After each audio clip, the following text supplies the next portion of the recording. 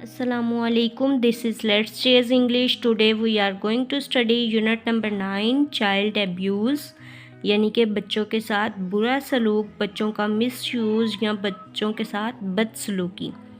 अच्छा जी, पढ़ते हैं। इन करंट टाइम्स, मौजूदा दौर में, no one can avoid talking about child abuse. कोई भी जो है वो बच्चों की बदसलूकी के बारे में बात करने से गुरेज नहीं कर सकता, बच्चे से बदसलूकी के बारे में बात करने से रुक नहीं सकता, ठीक है, मना नहीं कर सकता। इट इज़ हाईली टाइम, ये वक्त आ गया है, that children nose what stranger danger is. अब ये वक्त आ गया है कि बच्चों को पता होना चाहिए कि अजनबी से क्या ख़तरा है। How they can deal with neglect, वो कैसे गफलत से जो है निमट सकते हैं। And that they should talk about it with the ones they trust, और उन्हें बात करनी चाहिए इसके बारे में किन से, जिन पर वो भरोसा करते हैं, ट्रस्ट करते हैं। We need to keep in mind that, हमें ये जहन में रखने की ज़रूरत है, that abuse is not limited, जो है बदसलूकी वो एक महदूद नहीं है, मतलब उसकी कोई लिमिट नहीं है कि सिर्फ जो है हम बच्चों के साथ बदसलूकी कर सकते हैं कैसे कि उनको मार के। नहीं, ये मेंटली भी होता है, फिज़िकली नहीं होता। That is not limited to physical violence, सिर्फ जिस्मानी तशद्दुद पे नहीं है। It can take many forms, इसके बहुत से तरीके हो सकते हैं। इन शॉर्ट, मुख्तसर, any kind of maltreatment, ऐसा कोई बुरा रवैया, that can direct a child, जो ले जाए बच्चे को towards being threatened by an adult, जिसके अंदर फॉर एग्ज़ाम्पल बच्चे को धमकियां दी जाएं, या फिर that is violent for the child falls, जो बच्चे के लिए तशद्दुद हो, जो उसके जहन पे भी उस चीज़ का असर पड़े, उसमें धमकियां भी आ सकती हैं। Falls in the domains of child abuse, किसके दायरे में आता है? चाइल्ड अब्यूज़ के। इवन दैट कि हम अगर बच्चों को धमकी भी देंगे तो वो चाइल्ड अब्यूज़ की ही सेंस में आएगा। It can also include neglect, इसके अंदर शामिल है नज़रअंदाज करना, बॉडी शेमिंग, यानी कि उसके जिस्म के बारे में जो है बात करना, उसके जिस्म का मजाक उड़ाना, उसके जिस्म के किसी हिस्से का मजाक उड़ाना, या उस चीज़ को जो है बुरा कहना, एंड मेंटल टॉर्चर, और जहनी अजियत देना, ये सब क्या है? Child abuse. अच्छा, domestic violence happens when a child is abused at home. घरेलू तशद्दुद कब होता है? जब व्हेन अ चाइल्ड, जब एक बच्चा इज़ अब्यूज्ड एट होम, जब उसमें घर में जो है उसके साथ बदसलूकी की जाती है। Whether the abuser is the child's parent और अ केयर टेकर, चाहे भले जो है वो बच्चे के माँ बाप हों, चाहे वो उनके केयर टेकर, देखभाल करने वाले हों। But there are situations when children faces, लेकिन यहाँ पे कुछ ऐसे हालात होते हैं जब बच्चे को सामना करना पड़ता है अब्यूज़, बदसलूकी का, बाय द अदर एडल्ट्स, दूसरे नौजवानों से, ऑन whom दे डिपेंड, उन से जिन पे वो डिपेंड कर रहे होते हैं, इन्हिसार कर रहे होते हैं, ठीक है। लाइक डे केयर प्रोवाइडर्स, जो सारा दिन ख्याल रखने वाले जो होते हैं बच्चों के, टीचर्स, स्पोर्ट्स कोचेस एट्सेट्रा, ठीक है।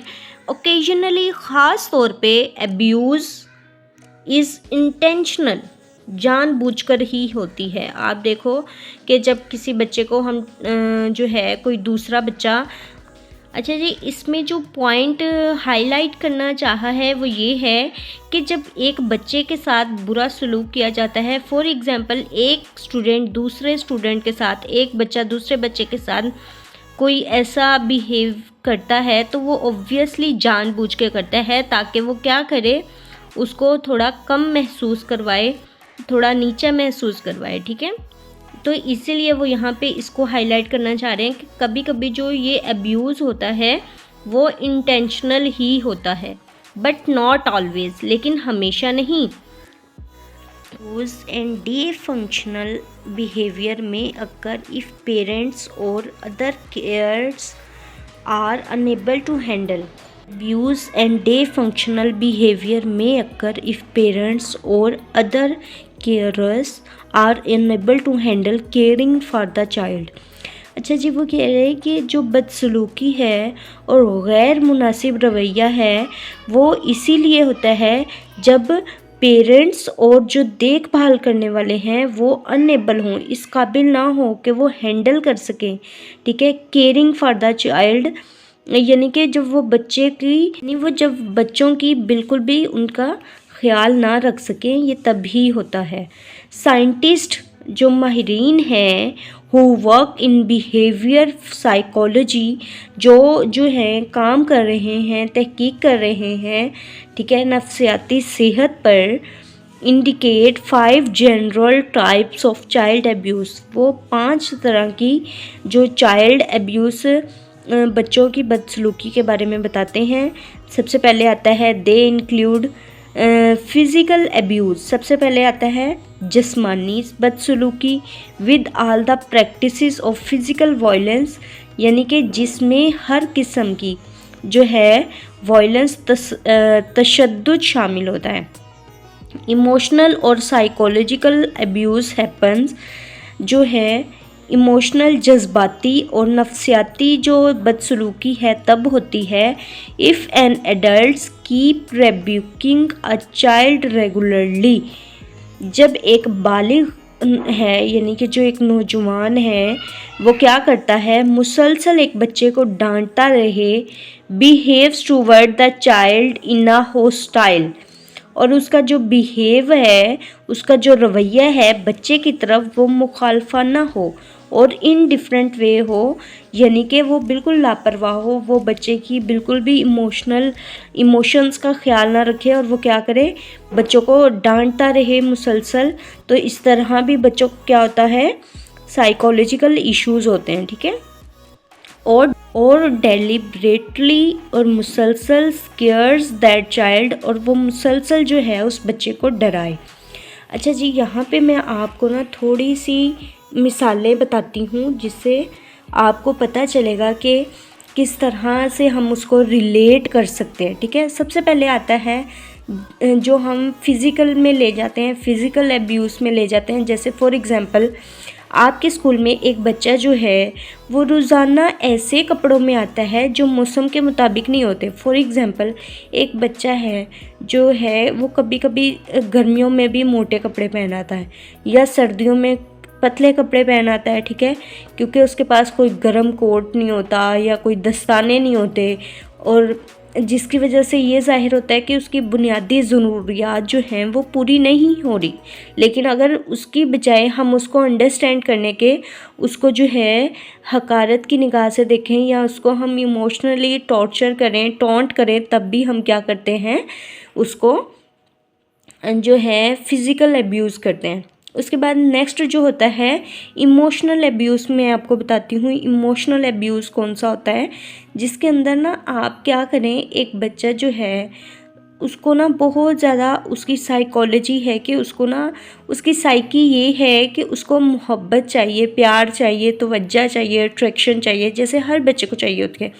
जैसे कि हम देखते हैं कि एक बच्चा जो है वो ज़्यादा अटैच होता है, ठीक है, तो क्या होता है एक बच्चे को ज़्यादा चाहिए होती है, लेकिन माँ बाप एक बच्चे को कम देते हैं, एक बच्चे को ज़्यादा दें, ठीक है। तो इससे भी क्या होता है, अगर हम किसी बच्चे को इग्नोर करें, उसकी बातों को गौर से ना सुने, तो वो बच्चा वो चीज़ें फील करता है और फिर क्या होता है कि वो नज़रअंदाज होना शुरू हो जाता है, ठीक है।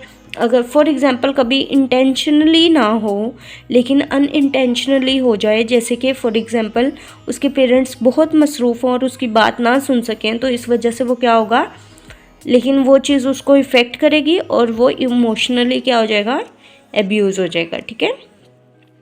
उसके बाद नेक्स्ट देखते हैं another form is physical neglect. जब हम क्या करते हैं, जिस्मानी तौर पे उसको जिस्मानी गफलत का कोई शिकार होता है, which occurs when parents fail to provide the child with the care and nurturing that they need. और हम उस बच्चे को फॉर एग्ज़ाम्पल वो तवज्जो और परवरिश नहीं मिल पाती, पेरेंट्स नहीं दे सकते जो उसकी ज़रूरत होती है, जैसे कि मैंने अभी आपको एक मिसाल बताई, तो फिर क्या होता है, उसको जो है फिज़िकली निगलेक्ट का सामना करता है वो बच्चा। निगलेक्ट में आल्सो कम फ्रॉम, निगलेक्ट का मतलब होता है नज़रअंदाज होना, ठीक है, या गफलत हो जाना। May also come from fellow student at school, जब आपका जो है ये इस तरह भी आ सकता है कि आपकी जो फेलो फ्रेंड होगी या वो भी आपको क्या करे, इग्नोर करे किसी तरह, तो आपके अंदर वो चीज़ आना शुरू हो जाएगी। या फिर ऐसे करें कि बुलिंग करना स्टार्ट कर दें, कॉलिंग नेम्स और saying bad things about a child bye there class और school fellows.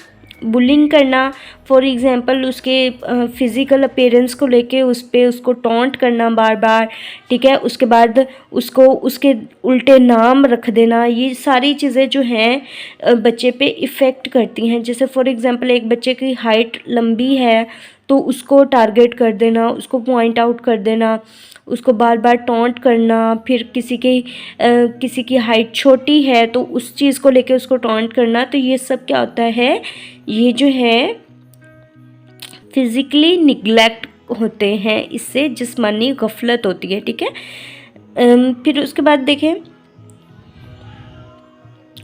Even playmates also comes under neglect, हत्ता कि जो आपके प्लेमेट्स, आपके जो साथी खेलने वाले हैं, वो कभी कभी आप पे ऐसे कर दें तो फिर वो भी इसी में आते हैं, शामिल होते हैं। Neglect can also take an emotional और साइकोलॉजिकल फॉर्म, जो गफलत है वो कभी कभी इमोशनली भी आप हो सकते हैं और साइकोलॉजिकल यानी कि आप नफ्सियाती तौर पे भी हो सकती है, ठीक है, उस फॉर्म में भी आ सकती है, उस तरीके में भी आ सकती है।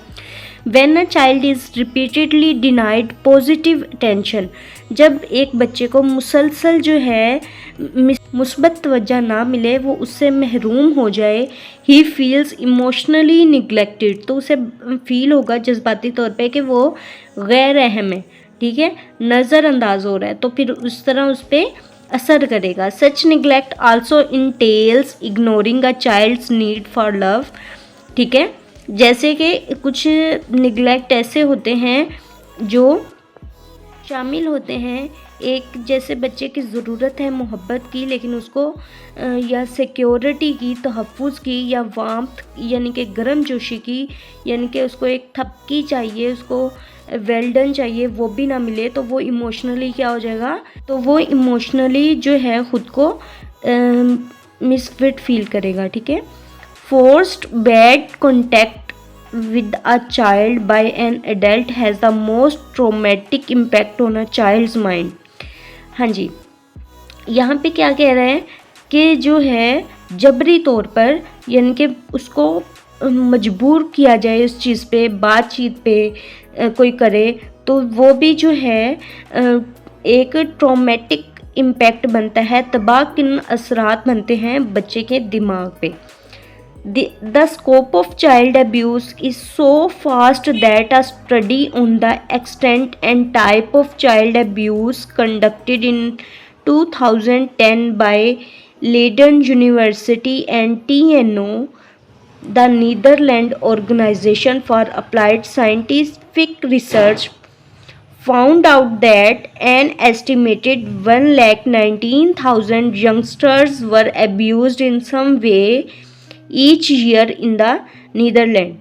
अच्छा जी, यहाँ पे क्या कह रहे हैं, जो चाइल्ड अब्यूज़ का जो दायरा कार है उसका स्कोप इतना बड़ा है कि जब उस पर जो है एक स्टडी की गई, एक रिसर्च की गई और उसका बताया गया, उसका फैलाव इतना है, और जब ये 2010 में लीडन यूनिवर्सिटी और TNO नीदरलैंड ऑर्गेनाइजेशन ने एक रिसर्च की, एक स्टडी की, तो उन्हें पता चला कि तकरीबन 1,19,000 जो नौजवान हैं उनको एब्यूज़ होते हैं, वो उनको सामना किया गया, और हर साल नीदरलैंड्स में। Okay, the next one is abuse of any kind, whether physical और मेंटल। एब्यूज़ किसी भी तरह का हो सकता है, चाहे वो फिज़िकली हो, जिस्मानी तौर पर हो, या ऑन अ चाइल्ड्स माइंड, तो वो जो है वो हमेशा क्या है, एक तकलीफ़ दा असर छोड़ता है बच्चे के दिमाग पे।